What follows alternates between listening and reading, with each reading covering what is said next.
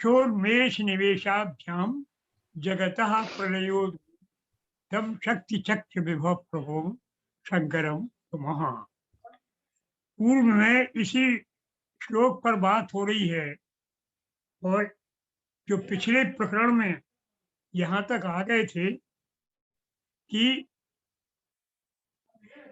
उन्मेष निवेशाभ्याम, उन्मेष निवेश जो है वो इसकी चर्चा हो रही थी, शास्त्रार्थ यहाँ हो रहा था। ये कहा था कि अत्र एके, देखिए पुस्तक देख लीजिए, अत्र एके स्वरूपन प्रकाशन तद गोपराभ्याम यत् कर्तिकाभ्याम उन्मेष निवेशाभ्याम जगतो विश्वस्य प्रलयोदयौ विनाश सर्गौ इति व्याख्यातवन्तः तदेके न सेहि। ये चर्चा हो।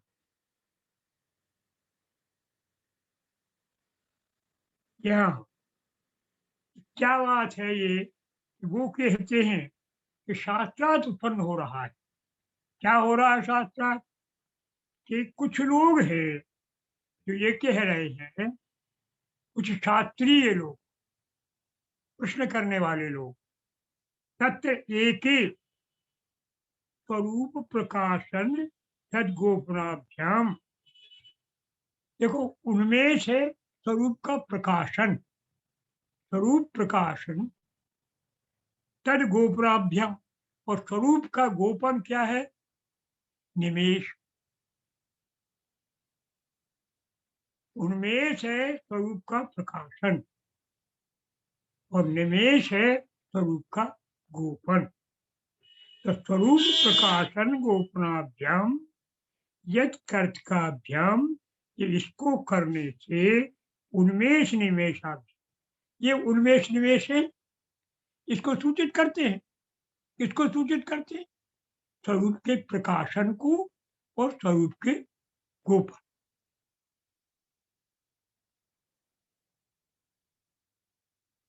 जगतो विश्वस्य, जगत का, विश्व का प्रलय और उदय। प्रलय उदय क्या है? विनाश और सर्ग, सृष्टि। इति व्याख्यातवन्तः, इसकी ये व्याख्या कर रही। तो तद एके न सेहि, लेकिन कुछ शास्त्रीय लोग हैं इसको नहीं सहते। क्या कहते हैं? वो कहते हैं, देखिए पहले ये बात समझिएगा अर्थ। तत्व एके स्वरूप प्रकाशन गोपनाभ्याम, स्वरूप प्रकाशन और स्वरूप गोपन, इन दो क्रियाओं को प्रयोग यद कर्तिकाभ्याम के करने से उन्मेष निमेषाभ्याम, यह उन्मेष निमेष के रूप में है। जगतः, संसार के, विश्व के प्रलय और उदय, विनाश और सृष्टि, इसकी व्याख्या जो कर रहे थे उसको कुछ लोग चाहते नहीं। ये प्रश्न था। अब इसको क्या है प्रश्न इनका? तथा ही उन्मेष निमेषौ काचित कौ, वो ये कहते हैं कि काचित कौ है ये। काचित कौ का मतलब ये उन्मेष हो गया, फिर इसके बाद निमेष हुआ। समझ लीजिए आप, यानी एक साथ नहीं हो रहे। उन्मेष हुआ और उनमें जब बंद हो गया तो निमेष हुआ। तो ये क्या हुआ? तो इसमें ये हुआ कि ये तो सामान्य बात हो गई। फिर अगर शंकर की उन्मेष और निमेष हो गया तो शंकर तो हो गए फिर हम जैसे, सब तुम जैसे। ये पलक झपी और पलक बंद हो गई, यानी आंखें खोल रहे हैं शंकर तो जगत बन रहा है, वो आंखें बंद कर दी तो जगत विलीन हो गया। तो क्या हो गया है? ऐसा ही हो गया जैसे हम तुम, आंखें चल रही हैं, बंद हो रही, खुल रही। तो तब सामान्य जीव हो गए, सामान्य जीव हो गए। फिर शंकर कैसे रहे शंकर का शंकरत्व कहाँ रहा? फिर तो जो जन्मेगा, इसकी आंखें खुलेंगी बंद होंगी, वो तो मरेगा, तो फिर शंकर की भी मृत्यु होगी, फिर महाकाल कैसे होगा? उन्मेष निमेषऊ, उन्मेष तो उन्मेष दोनों, काचित कऊ, कदाचित कभी उन्मेष और कभी निमेष,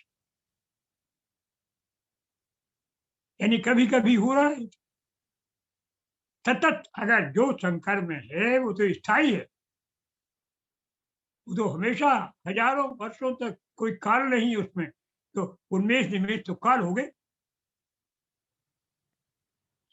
तो काचित कदाचित का जगन्नाथोदय हेतु कथम नित्य भगवती शाखा, ये जगत जगत का नाश और उदय का हेतु जो है वो एक नाश हो गया और फिर इसके बाद शुरू हो गई जगत। ये ध्यान रखिए, इसमें सुनिए, ये अच्छी तरह से देख लीजिए इसको। उन्मेष निमेषऊ काचित कऊ, उन्मेष निमेष से दोनों, कदाचित उन्मेष और कदाचित निमेष। तो ये जब कदाचित कदाचित हैं तो फिर जगन्नाथ जगत के नाश के और उदय के हेतु ये है। फिर कथम नित्य, फिर जो नित्य है भगवान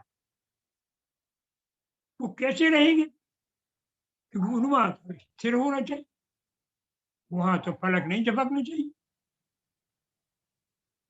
जो अनश्वर होता है, जो नष्ट नहीं होता है, उसकी पलक नहीं झपकती, फिर ये कैसे होगा? ये तो फिर ये तो गलत हो गई बात, शिव नहीं रहे। तो इसका उत्तर दे रहे हैं, वो देखिए कि अतः उन्मेष निमेष धर्म जगत कारणत्वात्, उन्मेष और निमेष जगत की उत्पत्ति और प्रलय के धर्म एक ही भगवत शक्ति, ये भगवान नहीं कर रहे, भगवान की एक शक्ति है वो कर रही। उन्मेष निमेष शब्दाभ्याम में हुई थी, ये उन्मेष निमेष के शब्दों से वो शक्ति सूचित हो रही। कौन सी शक्ति? उनकी इच्छा शक्ति। यही कौन सी शक्ति है? यही स्वतंत्र शक्ति है। यही कौन सी शक्ति है? यही चिति है। अब यहाँ नाम नहीं लिया, भगवान की एक ही शक्ति है जो इन दो शब्दों से सूचित होती है। प्रश्न का समाधान हो, उन्मेष निमेषऊ, ये दोनों जो शब्द है वो भगवत शक्ति ही उन्मेष निमेष शब्दाभ्याम होते, भगवान की शक्ति उन्मेष निमेष शब्दों द्वारा व्यवहार की जा रही है, कही जा रही है। एक ही, वो तो एक ही है। तो भगवान शिव तो उससे दूर हो गए। भगवान शिव तो स्थिर है, उनकी शक्ति है, माया शक्ति सब काम कर रही। उनकी शक्ति यही जो स्वतंत्र शक्ति है वो माया, उसी का माया शक्ति एक रूप है जो ये कर रही। ये उसका समाधान। फिर प्रश्न हुआ तथा च, और यथा संख्यम तत्वा यथा समूहम यत् उन्मेषा जगदुदयो यन्निमेषात् प्रलय इति व्याचक्षते। फिर एक बात और कहती हूँ कि यहाँ आप ये मान रहे हैं कि यथासंख्य, यथासंख्य का क्या अर्थ है? यथासंख्य का अर्थ है कि एक और दो, ऐसा नहीं है। यहाँ एक के बाद दो होता है, ऐसा ऐसा नहीं, यहाँ कहीं कहीं नहीं कहा। उन्मेष और निमेष ये युगपद हो रहे, साथ साथ हो रहे, ऐसा मान। ये शंका का समाधान हुआ। अब शंकाएं अनेक हो रही हैं, देखते को शंका है कितनी कितनी अधिक है विद्वानों की काधिक को। तो ये है उन्मेष निमेष धर्म जगत एक ही भगवत शक्ति ही उन्मेष निमेष शब्दाभ्याम विभूते। उन्मेष और निमेष जगत के उदय और अस्त होने के दो काल होने से भी हेतु हैं और उनका कारण है भगवान की शक्ति। तो ये हुआ। अब दूसरा ये हुआ कि यहाँ उन्मेष और निमेष शब्द जो है वो एक और दो नहीं है। ये तो ऐसे हैं, समझो जैसे बल्ब के ऑन और ऑफ। तो बल्ब कहीं ऑन हो रहा है, कहीं ऑफ हो रहा है। क्या है ये? क्या करंट तो नहीं हो रही? करंट तो आ रही उसमें, केवल आपने यहाँ खोला है इसलिए ये ऑन है और आपने यहाँ बंद किया है ऑफ। इस तरह समझिए।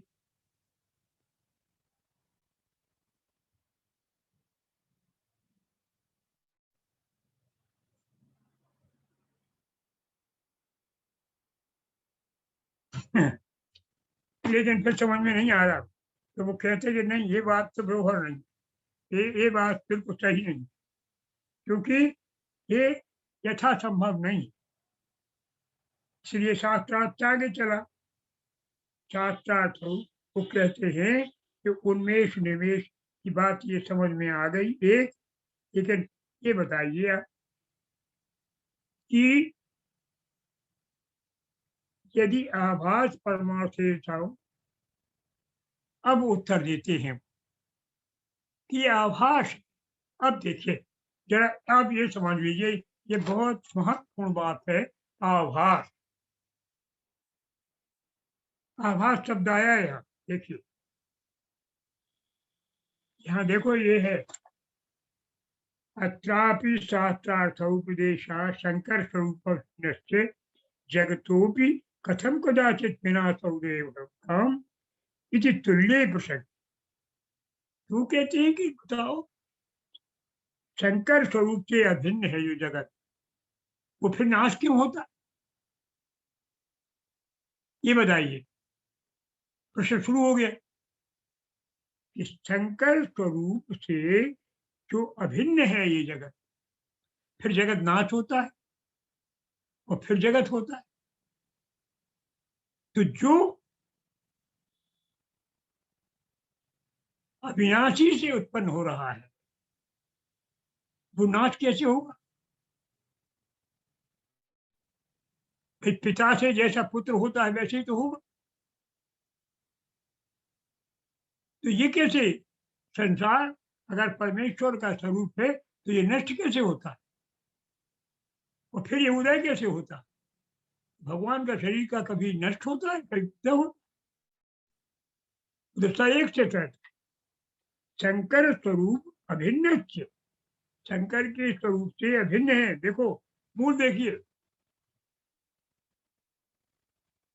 शास्त्रोपदेश दशा, शास्त्रों की उपदेश की दृष्टि से देखिए शंकर स्वरूप अभिन्न, शंकर के स्वरूप से अभिन्न जगत अपि, जगत भी कथम, किस प्रकार, कदाचित कऊ, कब उत्पन्न हो, कब विनाश हो, भवेताम हो, ये बताए। ये गलत है, ये प्रसंग हो गया, तुल्य प्रसंग। तो इसका उत्तर देते हैं यदि आभास परमार्थ सारणी में आभास परमार्थ परमार्थानुसारेण तथा आभास परमार्थस्य शंकर स्वभाव अभिन्नस्य जगतः तथा आभासन्मयावेव विनाशोदयौ इष्यते। वो कहते हैं आभास, आभास क्या होता है? अब आभास हो दो। आभास शब्द जो है वो इस कश्मीर शैव सिद्धांत का एक बहुत ही प्रमुख सिद्धांत है।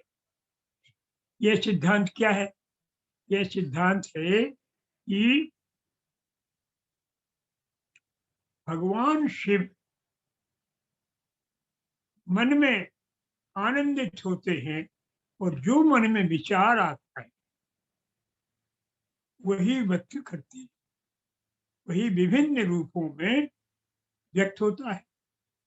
वही विचार आभास है। जो कुछ भी संसार में है, जो कुछ भी आप सोच रहे हैं, जो कुछ भी आप सोच सकते हैं या जो सोचनीय है, जो भी वस्तुएं हैं, वे सब उस शंकर की मानसिक विचार की अभिव्यक्ति है। जैसे आप एक टेबल बनाते हैं तो टेबल आपके विचारों की अभिव्यक्ति है, लेकिन आप सामान्य व्यक्ति हैं, इसलिए आपको लकड़ी चाहिए, आपको उसके लिए फिर औजार चाहिए, फिर उसको बनाते हैं। भगवान की तो इच्छा ही काफी है। तो उनके मन में जो ज्ञान आए, जो विचार हुआ, वह विचार ही जगत के रूप में अभिव्यक्त होता है और जगत के विचारों के रूप में अभिव्यक्त, जगत की कल्पनाओं के रूप में, जो आप कल्पना कर सकते हैं। यहाँ तक कि आप मान लीजिए चिड़िया का दूध, और चिड़िया का दूध तो होता नहीं। अगर आप कल्पना करें मन में चिड़िया का दूध, तो भगवान के मन में वो सत्य है, वहीं से व्यक्त हुआ, अन्यथा आपके मन में विचार ही नहीं आता। जो भी आप विचार करते हैं, जो भी विचार देखते हैं, जो भी विचार सुनते हैं, जो इंद्रियां ग्रहण करती हैं, या जो कुछ कर किया जा सकता है संभव, वह सब क्या है? आभास है। आभास किसका है? प्रकाश। वो सब जो शिव स्वयं प्रकाश रूप है, उनके मन में जो कल्प ये जो ज्ञान हुआ है, उस ज्ञान का फ्री अभिव्यक्ति ये संसार है। ये बात अच्छी तरह समझ लो। ये है आभास। ये अनेक बार आएगा आभास। तो आभास, विचार आया, वो विचार है, वो विलीन हुआ, फिर नया विचार बने, तो वही विचार तो इस संसार है। इसलिए वो सत्य भी है और फिर नश्वर भी है। सत्य इसलिए है कि सत्य से उत्पन्न हुआ है। अनुस्वर इसलिए विचार विलीन होते, विचार अविलीन होते, और उसी विचार को तो आप प्राप्त करते हैं जब एक विचार अंदर जा रहा है। आपने स्पंद कारिका में पढ़ा कि एक विचार जब विलीन हो रहा हो, उसको पकड़ो। और जैसे पेंसिल है, सामने लिखे पेंसिल है, पेंसिल है, पेंसिल है, ये विचार रखिए, थोड़ी देर में ये पेंसिल हटेगी। चाहे आप 15 सेकंड में हटे, चाहे वो एक आधा घंटा ले ले, लेकिन विचार दूसरा आएगा।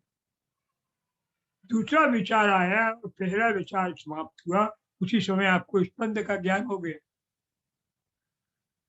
स्पंद को ज्ञात करने की विधि स्पंद कारिका में आपने ये पढ़ी कि एक विचार को आप पकड़िए और वो विचार जब अस्त हो जाएगा तो नया विचार जो आएगा उस समय आप को जानेंगे। तो ये हुआ स्पंद। यही आभास। आभास में आप उस तत्व को जानते हैं।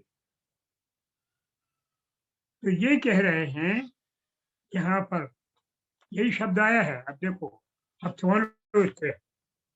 यदि आभास परमार्थ समुदाय तथा आभास परमार्थ से शंकर स्वभाव अभिन्न जगत तथा आभासमय विनाशोदय उच्यते। उन्मेष निमेष अपि तथा आभास परमार्थो भगवती किम न इच्छते। तो ये आभास हो गया। फिर ये जगत का उन्मेष और निवेश भगवान का आभास है। ये विनाश उदय आभास है। उन्मेष निमेषावपि, उन्मेष और निमेष, निमेषौ अपि, उन्मेष और निमेष भी, तथा आभास परमार्थौ, ये आभास, आभास है, परमानेंट आभास है। अब वो उन्मेष अलग हो गया, बेस हो गया, तो आभास तो सृष्टि श्री उत्पन्न होती है, सृष्टि नष्ट होती है। कालोपी, अब कहो इनमें समय क्यों आता है, तो काल भी तो आभास है उनका। न तो अतिरिक्त कालोपी, काल भी उससे न तो नहीं ही, तद उससे व्यतिरिक्त, उससे अलग नहीं आभास से, कच्चित कुछ भी। इति, इस प्रकार से कथम असौ बरा कहा, यह बेचारा आवास इतर भगवती, आवास के इतर भगवान में क्यों ऐसी शंका करते हो। तो ये शंका का समाधान है। इस बात को फिर से दोहरा लो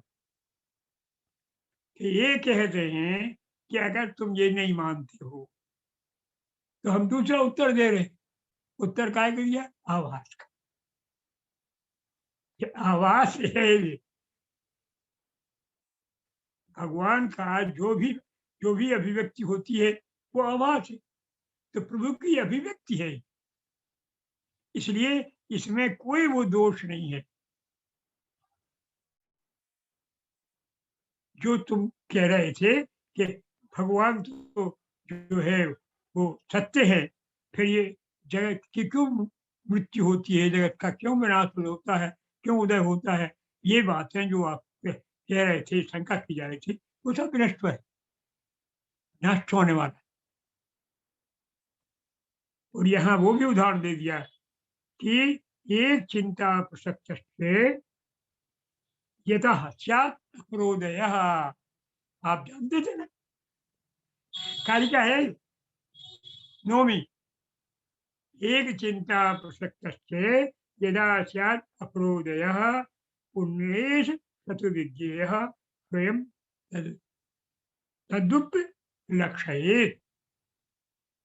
एक चिंता, एक चिंता माने विचार, चिंता माने चिंता नहीं चिंता चिंतन से बना है। एक चिंता, एक विचार आया, उस विचार को आप पकड़े रहो, तो विचार जब जाएगा और दूसरा आएगा तो उस दोनों की को पकड़ लेना, वहां तुम्हें सामान्य स्पंद के दर्शन हो जाएंगे। एक चिंता प्रसक्त यथाशात हृदय उन्मेष सतुविद्य, कोई तो उन्मेष यहाँ इसका इस्तेमाल हो। ये उन्मेष है भगवान का, वो आवाज का स्वरूप, स्वयं तमुपलक्षित, उसको स्वयं ही अच्छी तरह से की परीक्षा कर। तो ये हो गया आज का शास्त्रार्थ। आपने पढ़ा, क्या पढ़ा है यहाँ से, फिर से दोहरा लीजिए। विनाश सर्गौ इति व्याख्यातवन्तः तदेकेन सहरे, ये प्रलय और उदय का सूचक जो विनाश और सृष्टि स्वरूप उन्मेष और निवेश हैं, ये इनके विषय में शंका है। क्या शंका है, उन्मेष निमेश काचित कऊ, ये काचित कऊ है, मतलब एक के बाद एक होते हैं, तो एक के बाद एक होते हैं, तो पलक गिर रहे हैं, तो पलक एक जिसके गिर रहे हैं वो तो नश्वर है। तो कहा कि नहीं भाई, एक हो रहा है दूसरा नहीं होगा, तो उन्मेष निमेष धर्म का एक ही भगवत शक्ति, उत्तर दिया कि एक ही भगवत शक्ति है जो उन्मेष निमेष के रूप में है। ये तुम्हारा उत्तर हो गया। तो मैं कहती हाँ ठीक है, लेकिन वो तो रहे हैं भी अलग। तो फिर भगवान तो है स्थिर, तो शंकर स्वरूप है। और शंकर, ये आपके कहते हो शंकर नित्य है, फिर उन्मेष नष्ट हो रहा है, निमेष नष्ट हो रहा है, कैसे नष्ट हो रहा? भाई ये तो बताओ। कहते हैं भाई जगत उससे उनसे अभिन्न है, तो जो अभिन्न है उससे वो कैसे नष्ट होगा? तो इसका फिर उत्तर दिया उन्होंने कि ये आभास, इस इससे वो थोड़े शांत हुए। अभी और प्रश्न करेंगे, यही प्रश्न तो है। और इस तरह से ये बताया कि यहाँ पर कि एक चिंता प्रसक्त यथा अप्रोदय उन्मेषा सद्विज्ञेय स्वयं समुपलक्षेत, ये कारिका का प्रयोग हो गया। मूल बात तो एक बात समझती है कि ये सब बात तो वही कहेंगे, केवल इस बहाने वो मूल कारिकाओं को समझा देंगे। वे कारिकाएं जो आपने पढ़ी हैं, उनमें से बहुत सारी, लगभग 42-43 कारिकाएं आपको 50 में से दोहरा दी। तो ये अभी आपको ये कारिका दोहरा दी गई। एक चिंता प्रसक्तस्य यथाचार अप्रोदय, ये आभास का एक उदाहरण दे। और आभास भी बता दिया गया है आपको कि आभास क्या हो। आभास को ध्यान रखिए, आभास है भगवान शिव की जब इच्छा होती है सृष्टि की, तो उनके मन में जो ज्ञान हुआ, जो कुछ चाहते हैं, वे वो जो ज्ञान मौजूद है, वही यहाँ संसार में देह के रूप में प्रतीत होती, व्यक्त हो जाता।